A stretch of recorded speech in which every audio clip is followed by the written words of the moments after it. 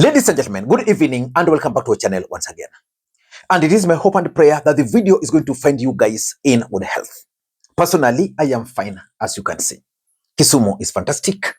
And maybe you could also let me know where you are watching the video from.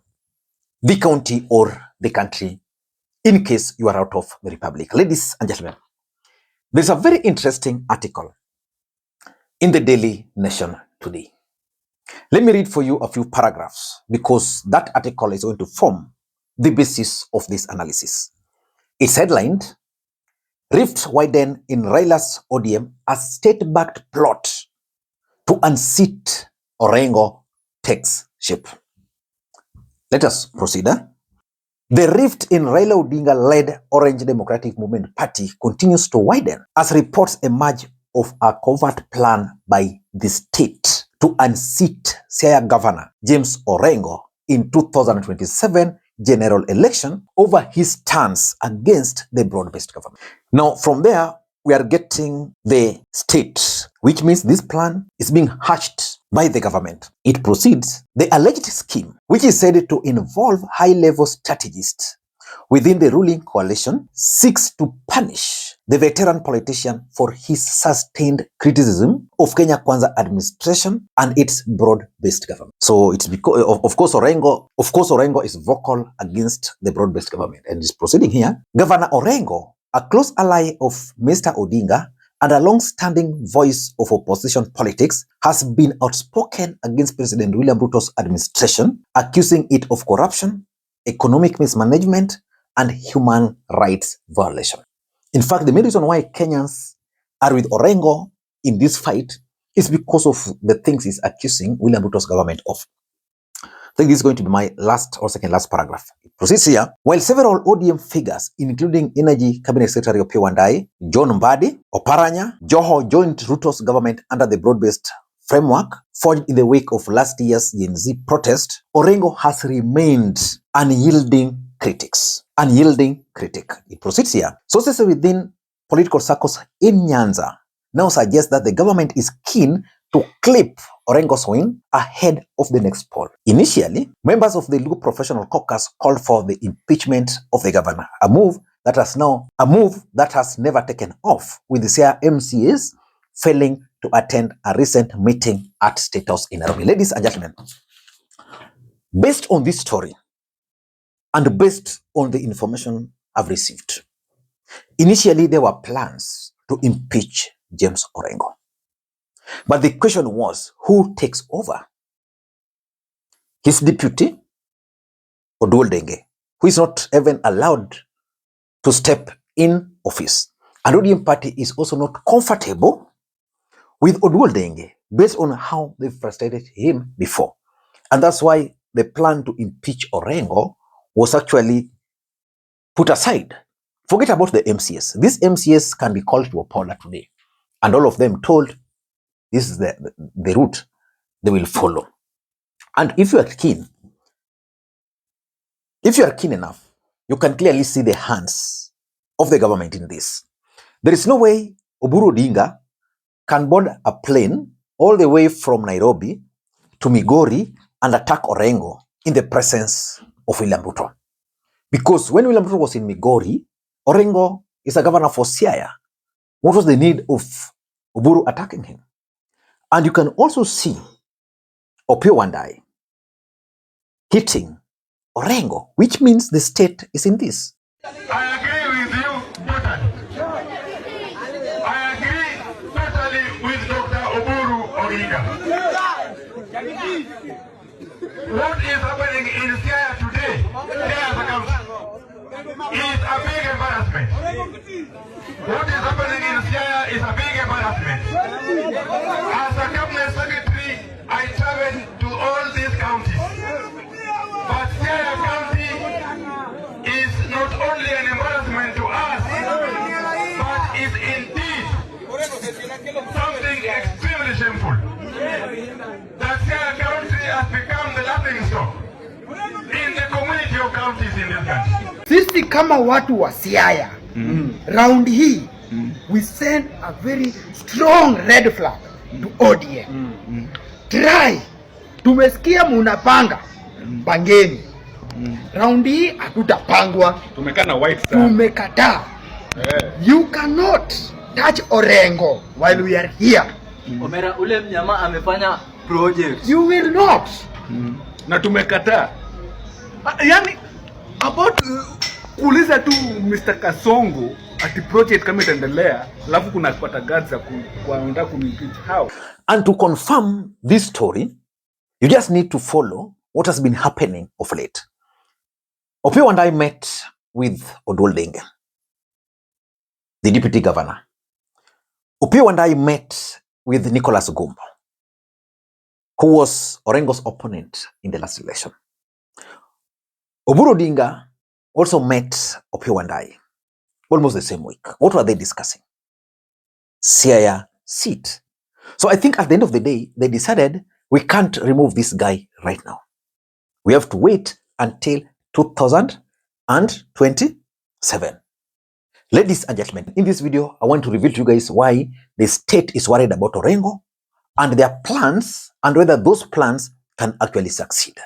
Before we do that, for those who are watching this channel for the first time, please take a second or two, click that subscribe button so that next time we produce a video like this, YouTube will automatically notify you. And to the subscribers, I want to continue thanking you guys for your continued support. Because without that support, this channel cannot be where it is. Ladies and gentlemen, why do you think these guys are keen on removing Orengo? They can't impeach him. That was the original plan. But why are they now planning to stop him in 2027?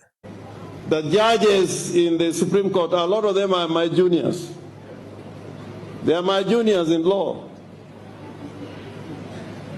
The judgment that they rendered, and I want to say this without fear or contradiction, was not a judicial judgment. The literature contained in that judgment was not judicial literature. That was a political track. It was meant to serve a purpose which has nothing to do with the law. The person who wrote that judgment has done a great injustice to the rule of law. Judges speak in words that are measured, that are tempered, so that even the loser in a court of law feels that justice has been done.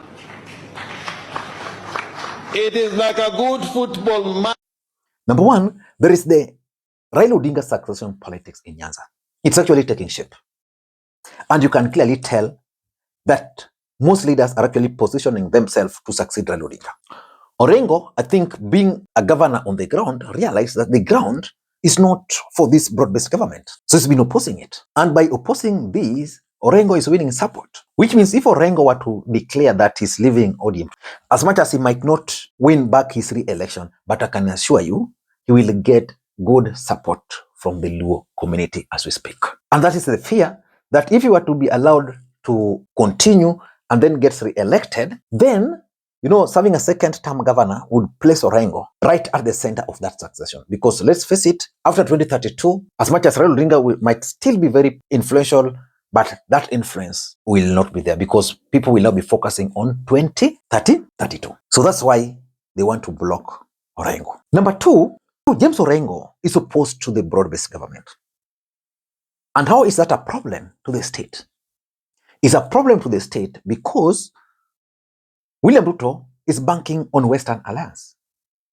Western Alliance where Nyanza, full support. Western, full support. Rift Valley, full support. In Nyanza, already the Kisis have left, which means there's only the Luo Nyanza. Now, if you have Orengo making noise here and winning support, it means the Luo Nyanza will not be consolidated. And that's a very big problem for the government. So the idea now is we can't impeach him because if you impeach him, we might face rebellion. ODM will get a governor whom they don't really trust and other factors. Of course, with Odoldenga coming into the picture as a governor, he can also complicate that succession politics because remember, he's a guy who has opposed ODM before in Siaya. So, 2027. Simple. You frustrate him, he will be able to carve in, negotiate, or he will be subdued. Ladies and gentlemen, before I give you the third point, allow me to introduce you guys to Kile Kitabu. Kile Kitabu is a digital debt tracker designed for small businesses. If you are in business, and I know normally you give people goods and services on credit, sometimes you forget to track them. The best app to imagine now is Kile Kitabu. Go to your Play Store, just search for Kile Kitabu, download it. The process of registration is very easy. Then thank me later. Ladies and gentlemen, James Orengo is viewed by these people as a failure. And a narrative is being advanced that Orengo has failed. Why? If you go to Homa Bay today, there are several government projects in that county. You go to Migori, there are several national government projects in that county. You go to Kisumu, there are several national government projects in that county. You go to Siaya, you can't really say that government projects are there. Or even if they are there, then they're just being done without being highlighted. So these guys are saying that Orengo is opposed to the government and therefore cannot lobby for government projects. And Orengo is telling his countrymen and women that, look here, us, we also pay taxes and we deserve development just like any other part of the country. So they want to create a narrative that Orengo has failed and there's no development on the ground. And remember, there's one thing which everybody agrees to, that most of these governors have become very unpopular. I was listening to David Ochieng the other day, and he explained how Orengo has failed because he's not working with the government. By the way, David Ochieng is also being propped up to remove Orengo, if he can do that. Ladies and gentlemen, there's also something these guys are taking advantage of, the old rivalry between Orengo and Raila. If you look into history, you'll realize that when Raila, if you go back to history, you'll realize that Orengo and Raila started fighting a long time ago. When Jaramogi Oginga Odinga died, Raila rebelled. Jaramogi had wanted Orengo to take over. There was a point in time when Orengo contested for the presidency. Raila was with Kibaki. So those history are there. And importantly, they also believe that they can easily remove Orengo because they have the numbers. If you look at Siaya, Siaya is ODM zone. MCS are ODM members. Forget about the story that MCS did not go to State House. They would have gone. What happened was that Orengo confronted Raila Odinga about that planned visit, which was being organized by Wandai. And Raila Odinga placed a phone call to Ruto. Then Ruto became uncomfortable with that meeting. Ladies and gentlemen, do you think this group, or William Ruto for that matter, with the help of his broad-based brothers, can remove Orengo in 2027? Let me hear your comments. Until next time, this is Makwiny. Bye-bye.